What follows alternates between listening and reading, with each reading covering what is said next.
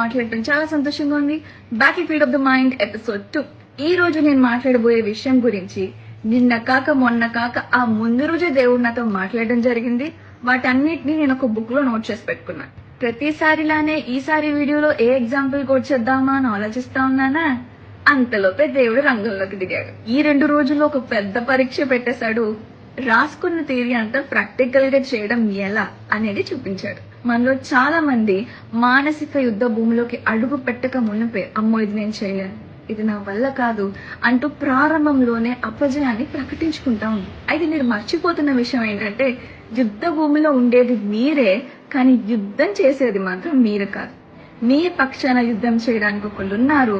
ఆయనే సర్వశక్తుడైన మీ దేవుడు. ఫిలిస్తీయుడైన గొలియాతును సంహరించడానికి గొర్రెల కాపరి అయిన దావీదు సిద్ధపడినప్పుడు సౌలు చూసి, వీడి ఏ యుద్ధ కవచాలు ధరించుకోకుండా ఇలా వెళ్ళిపోతున్నావు అని అడిగినప్పుడు దావీదు అంటాడు కదా, ఏ దేవుడైతే నన్ను సింహాల నుంచి రక్షించాడో, ఏ దేవుడైతే నన్ను ఎలుగు బంటల నుంచి రక్షించాడో, అదే దేవుడు ఈ ఫిలిస్తీన్ నుంచి కూడా రక్షించడానికి సమర్థుడు అని తన మీద తాను ఒక మంచి బ్లెస్సింగ్ ని ప్రొక్లెయిమ్ చేసుకుంటాడు. 2024 డిసెంబర్ నెలలో ఈ 200 పేజీలు ఉండే డాక్యుమెంట్ ని నా చేతిలో పెట్టి, ఇది ఒరిజినల్ కాపీ, స్కాన్ చేసి జాగ్రత్తగా సిస్టమ్ లో పెట్టుకో అమ్మా అని చెప్పినప్పుడు నేను స్కాన్ చేసి చాలా జాగ్రత్తగా నా సిస్టమ్ లో నేను స్టోర్ చేసుకోవడం జరిగింది.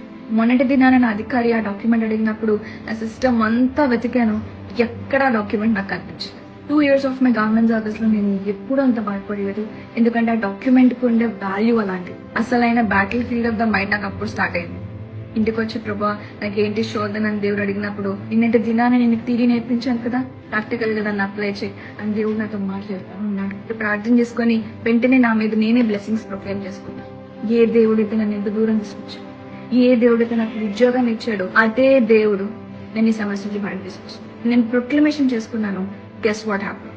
నెక్స్ట్ డే మార్నింగ్ ఆఫీస్కి వెళ్ళాను. అందులో నా బెస్ట్ ఫ్రెండ్ వచ్చి, ఇలా కాకుండా ఇంకెక్కడైనా సేవ్ అయి ఉందేమో ఒక్కసారి చెక్ చేయి అని తను అన్నప్పుడు ఐ స్టార్టెడ్ సర్చింగ్ మిగతా డాక్యుమెంట్స్ కూడా. చాలా మెరాక్యులస్ గా ఏ డాక్యుమెంట్ అయితే నేను పోయినా అనుకున్నానో వేరొక ఫైల్ అది సేవ్ అయి ఉండడం నాకు దొరకడం జరిగింది. సో క్లియర్లీ దేవుడు నా సహోదరి ద్వారా నాకు సహాయం చేయడం నేను విట్నెస్ చేయగలిగాను. మానసిక యుద్ధ భూమిలో అడుగు పెట్టడానికి కూడా బెదిరిపోతున్నావు అనేస్తామా? ఏ దేవుడైతే నిన్ను సృష్టించాడో, ఏ దేవుడైతే ఈ క్షణం దాకా నీలో ఊపిరినిచ్చి నిన్ను బ్రతికిస్తున్నాడో, ఆ దేవుడు ఏ రోజును పోరాడుతున్న పోరాటాలన్నిటి నుండి బయటికి తీసుకురాగలిగిన సమర్థుడు. ఎందుకు ఈ విషయం చెప్తున్నానంటే యుద్ధ భూముల్లో ఉండేది మీరే, కానీ యుద్ధాన్ని చేసేది మీరు కాదు. కార్యాలు జరగక మునిపే మీ భారాలను దేవుడి మీద వేసి మీ విజయాన్ని ప్రొక్లెయిమ్ చేసుకోండి. I'm sure God won't disappoint you. May God bless you. Praise the Lord. ఎలా ఉన్నారు? మీ అందరితో ఇలా మాట్లాడటం చాలా సంతోషం.